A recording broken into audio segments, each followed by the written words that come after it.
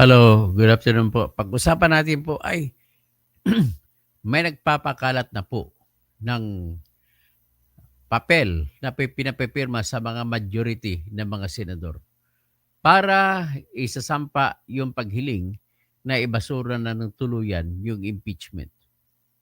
Yan po ang pinakahuling balita, kinumpirma ni Amy Marcos, kinumpirma din ni Panfilo Ping Lacson na nakakuha ng kopya kahit hindi pa siya kasapi nung bago ng sa kasalukuyan ng Senado ngayon. Ang nakalagay, sabi ni Aimee, maraming draft daw. Pero isa ang kaisipan. Ang kaisipan ay pinapapaikot ang pirma. So kung sabi pa kay Ping Lacson ay wala pang author. Pinapaikot ang pirma para isasampa sa plenaryo ng Senado na ibasura na ng tuluyan ang impeachment case laban kay Sara Duterte.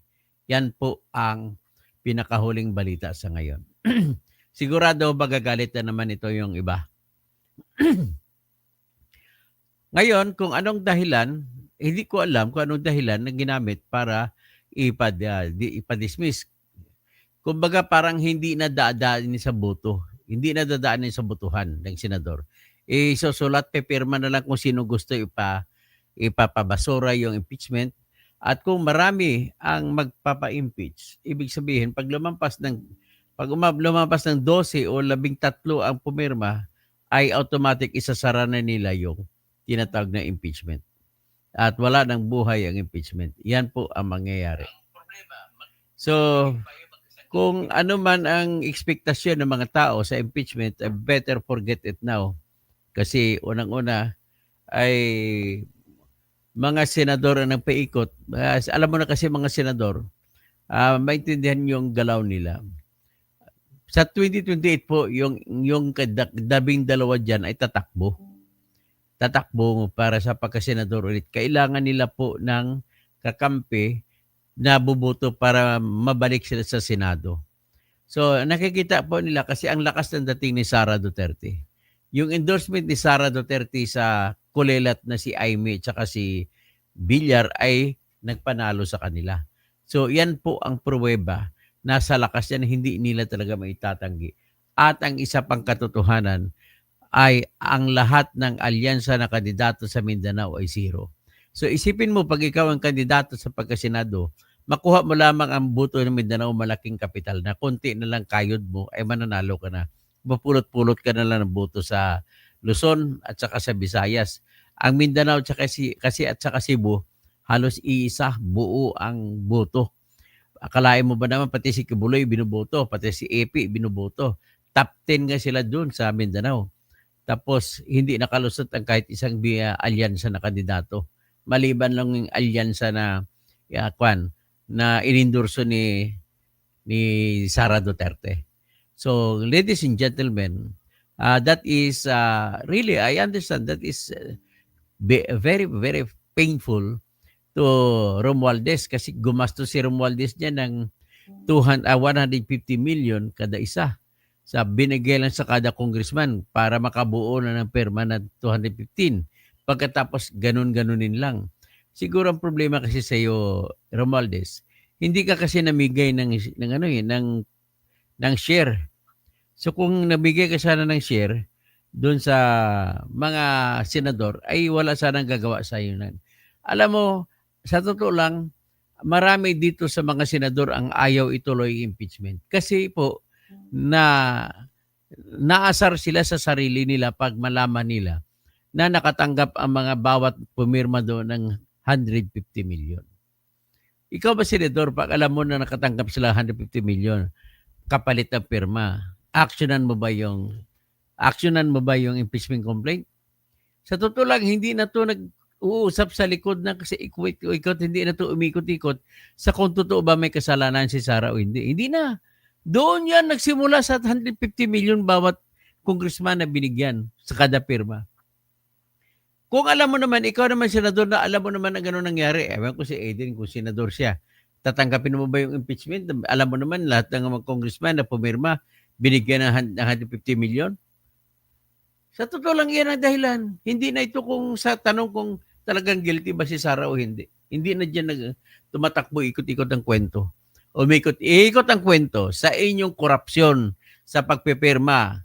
Pinapapirma kayo ni Tingog Party List ni Isidre na tig 150 million bawat isa. Kwento pa kayo ng kwento. Sino sisihin ninyo? Si Sara? Galit kayo kay Sara? Galit kayo sa mga senador? Ang senador walang kinita kahit piso. Kaya nga nagkawintang-wintang maraming talo kasi kulang ang pera nila. Ito naman kasi si buaya din kasi ito eh. Siguro mataba kasi si kita mo yung mga kakampi ni Romualdez. Tingnan mo din ha. Ikaw waray ka rin. Oh. Kakampi ni Romualdez sa Leyte. Si Romualdez mataba. Oh. Pasensya ka na, tawagin kitang Yubabs. Kataba. Oh. Si John Isidre, mas Yubabs sa'yo. Oh. Yan ang mga kasama mo, Tingog Party List.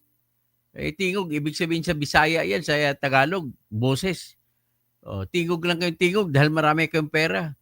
Akalain mo na umiikot-ikot yan hanggang sa Davao del Norte. Kaya number 1 din sila sa Davao del Norte, yung Tingog Party List. Grabe kayo. Ang dahilan po talaga, bakit hindi matuloy-tuloy impeachment, ay si Tambaloslos. Alam kasi ng mga senador na binigyan mo sila ng tag 150 milyon. Ang mga senador walang pera na tumatakbo. Kaya nga marami na natalo. Hindi nakakampanya ng maayos. So, sino sisihin natin? Si Sara? O si Tambalislos? Ang problema kasi, rally kayo ng rally, si Sara lang niralihan nyo. Mali pa ang rally ninyo. Misleading. Bakit? Anong rally ninyo? Convict Sara! Convict Sara! Hindi pa nga nag-lilitis, convict na kagad. Dapat hiningin nyo lilitis. Impeachment trial, impeachment trial. Anong inyong pruweba na guilty na si Sara? Wala kayong pruweba. Sabi niyo, may respetos, pruweba. Hindi po yun pruweba. Kasi po, kalakaran po yan sa confidential fund na hindi nilalagay ang totoong pangalan ng pinagbigyan ng pera. Wala nga kayong si Paulo Ortega nga, isa rin niya na Yubabs. Lahat ng mga tao ni Romualdez, Yubabs eh. O, si Manix Delipi, Yubabs na rin. Ang pinakamaliit na Yubab lang dyan, si Saldico, tsaka sino ba ito? Si Jay Conghon. Ay, di, Jay Conghon. Sino ba itong party list ng ako Bicol na tumakbo? Natalo. Natalo kay Lagman. So, ganun lang po, ladies and gentlemen, ini-informa ko lang kayo na may umiikot-ikot na pinapapirma para ibasura na ng tuluyan ang impeachment complaint. Ano ang dahilan? Wala akong alam dahilan kung ano nilagay kasi hindi ko naman nabasa. Nagbanggit lang si Amy, ayaw niya sabihin kung anong laman. Nagbanggit din si Panfilo Lacson, ayaw niya sabihin kung ano man. Pero isa lang ang alam ko na pwede gamitin nila yung dahilan na wala pang trial ay ibasura na nila. Ano yon? Yung fatally defective verification. Kasi ang verification dyan, ladies and gentlemen, ay hindi nagsabi na nabasa ng mga congressman ang reklamo at naintindihan lang reklamo at sinasabi dapat na tinignan din nila, inusisa din nila yung mga ebidensya para sabihin nila kung ang ebidensya ay totoo nga o hindi. Hindi nila ginawa eh. Pag basahin natin yung kanilang basahin natin ang kanilang verification. Yan ang verification nila. Subscribe and verified before me ayon this 25th, dapat 50 pa yan, 5th day of February 2025 at the House of Representatives, Batasan Pambansa Complex, Constitution Hills, Quezon City, by the complainants who are known to me and to me known to be the duly elected members of the House of Representatives who signed the foregoing complaint of impeachment against the Vice President of the Philippines, the Honorable Sara Z. Duterte. This instrument, which is in the nature of a complaint resolution for impeachment, consisting of 32 pages, excluding the annexes, signature pages, verification on this page, and has been signed by all the complainants on the appropriate signature pages. Oh. Walang sinabi dyan na nabasa nila at naintindihan nila. At walang sinabi dyan na ang lahat ng mga aligasyon ay totoo na alam nila personal at yung hindi nila alam personal ay nakabase sa mga dokumento. Hindi nila ginawa yan. Fatally defective yan. Kagaya rin po magsampa kayo ng kaso sa RTC. Kailangan ilagay nyo yan ng inyong reklamo ay hindi kayo nang haharas at totoo may basihan. Kung hindi, ibabasura ng RTC yan.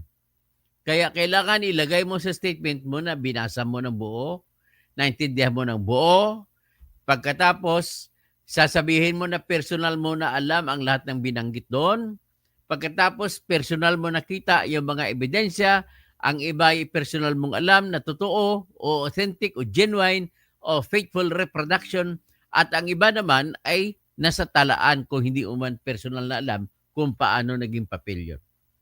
Walang sinabi ganun. Kaya bagsak yan. O ito, para sigurado kayo, para makalaman nyo, totoo yung sinasabi ko, angat natin konti-konti. O, yan mga pirma nila, oh. Ang dami, oh. O, 215 lahat yan. O, tapos iakyat natin. O, yan. Yan ang complaint. Yan. Verified complaint for impeachment. Yan po. So, wala akong ibang naisip na dahilan para ibasura nila. Nevertheless, gusto ko sana kung ako nang papiliin.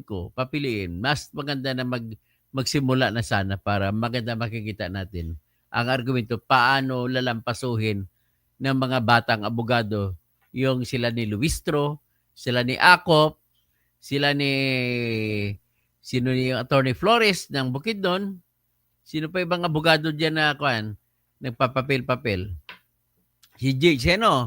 Si Kua, si Chua, Joel Chua. Sino pa? Ang dami nila nagpapapel-papel. Kunwari, magaling kayo. O, ngayon, si Lawrence Defensor pala. Yung pamangkin ni Miriam Santiago.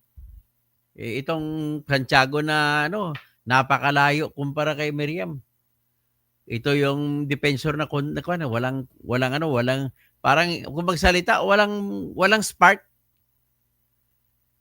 So, paano ito ngayon? Ladies and gentlemen, manigas na lang tayo. Gusto ko sana manood pero problema natin, wala na mangyari. Karapatan namang Senado yan. At nakasaad yan sa kanilang karapatan kasi kung may utos, kung binigyan ng konstitusyon ang Senado ng power to try, meron din sila na power not to try. Kakanta na lang sila ngayon, let me try again. Let me try again. Things of old we had before. So let me try again. Tang tang tararang tang. Yan. Kakanta naman ngayon si Elias, Subaw, pakara-kara-kara pa subaw, kara-kara pa subaw. Oh, yan. Yan na lang makana natin. Tunaw, patunaw, tunaw. Yan. Kasi binaboy ninyo ang impeachment. Kung hindi sana nang bigay ng pera si Dambaluslos at kung genuine talaga yan na reklamo, dapat noong December pa lang pinaghanda nyo na. Binasa ko kasi kulang-kulang, walang ebidensya. Pero pinagbigyan naman sa konstitusyon kahit walang ebidensya, kahit kulang sa sustansya. Basta tatayuan lamang, panindigan lamang na House of Representatives na yan ang reklamo nila. Kikilalanin ng konstitusyon yan. Kasi political play lang ito. Kaya nga, kung ang reklamo ng impeachment ay may sustansya ba o wala, ang tanong niya na yan, ang tawag ay political question. Pag political question, hindi po nila pwede desisyonan ng Supreme Court. Hindi, walang pakapiakailam sa Supreme Court. Bakit? Kung political question, ang ibig sabihin, yung tanong, tao lamang o di kaya yung mga senador lamang o mga congressman na hinalal ng tao ang makapagdesisyon. So, binigay ng konstitusyon ang kapangyarihan sa pag-trial sa impeachment. Ibig sabihin, may karapatan din ang Senado na hindi tanggipin. Kung sa tingin nila ay walang kwenta ang laman, magsasayang na sila ng oras sa paglilitis. Siguro, ganun nga nangyari sa pinaikot na papel. Malamang sasabihin, depektibo ng matindi yung verification. Pangalawa, kulang ang sustansya. Panay kwento lang, wala namang kwenta. Ganun ba? Walang ebidensya. Panay kwento. Kagaya nung, paano mo bibigyan kung ikaw ang korte, judge? Paano mo pagbigyan ng reklamo na maraming bank account si Sara Duterte kung ang wala kang ebidensya? Sinabi mo lang, binigay, sabi ni Trillanes, binigay doon sa kanya. Kailangan kasi yan, authenticated yan. Naintindihan nyo ang kahalaga ng authentication? Para masiguro ng judge na hindi nagsasayang ng oras ang judge. Ganun po yan. By the way, hanggang dyan na muna tayo. At abangan lang natin, sana hindi matuloy ang resolution. Sana matuloy pa rin ang impeachment. At abangan na lang natin kung tatawid o hindi. So magandang hapon po sa lahat. Si Ramon Sagkal. Tama, sir, kaya dismiss na yan. Oboski, wala namang trial nangyayari sa lower house, kaya dapat wala rin. Yung nga, kaya bakit hindi kasi nila tinignan na maigi? Kung tinignan na maigi sa lower house, nag-hearing sila, di nalaman lang mga ebidensya kung may kulang pa sila ebidensya kung wala. Si Anna Hilo, watching from Vancouver, Canada. Olin Gelio, sana ito yung vlogger na pinapanood ng mga tao para mapagkaalaman naman yung utak ng mga Pinoy. Magkalaman ang utak ng Pinoy. Elino Espartero, tama ka Toto. Tira judgmental sila kasi gusto nila sila lagi ang masusunod. O Ramon Borcelo, yan ang mga makakaliwa. Puro lang yung politika. At busog kasi yan sa mga pera galing kay speaker. Kaya wala na ba yan sila prinsipyo na pinaglalaban kundi pera ang panig, yung pinag-usapan dyan para siraan si Sara. Ramon Barcelo, Helen Baguio, Ben Lopez, tama ka, Latoto, kasi Congress lang pinakakain ng senador, wala ngayon, tetsi na sila. Okay, si Open Jalyo, shout out sir from Japan. Okay.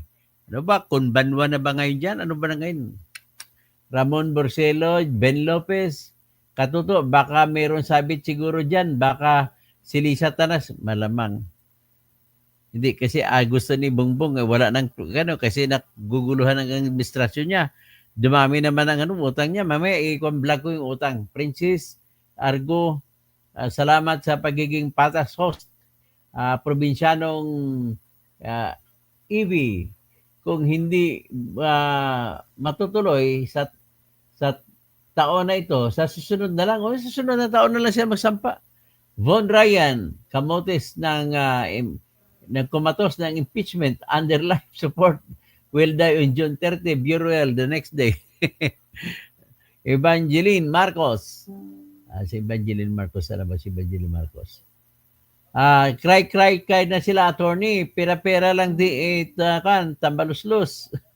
Von Ryan, Probinsyanong TV. Kung hindi patuloy sa taon na ito, yun, sabi niya sa sunod ng Ramon Sagkal, Von Ryan. Ganun na lang po. Magandang hapon po sa lahat at maraming salamat. Abangan niyo po yung pinakamalaki ko mamaya na ibibigay. Kundi yung lumubo na naman ang utang ni BBM. Umutang naman matindi.